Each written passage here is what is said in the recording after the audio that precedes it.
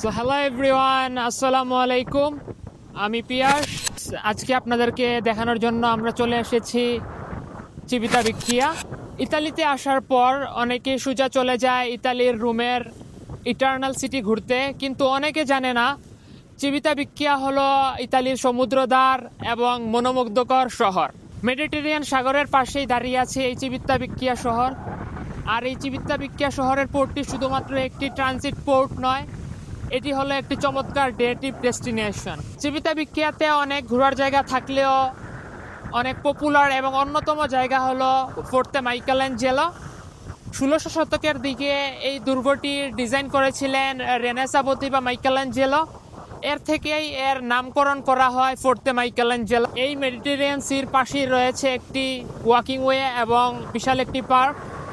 পরিবার বন্ধুবান্ধব নিয়ে চমৎকার একটি সময় কাটানোর জন্য এটি একটি অন্যতম জায়গা।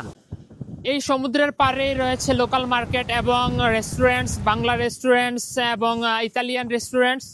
এই বাঙালি রেস্টুরেন্টসে আপনি ট্রাই করতে পারেন বাঙালি খাবার এবং সমুদ্রের তাজা সি ফুড। আর লোকাল মার্কেটে পাবেন হ্যান্ডমেড জিনিসপত্র। এটাই চিভিতা ভিক্টিয়ার সৌন্দর্য।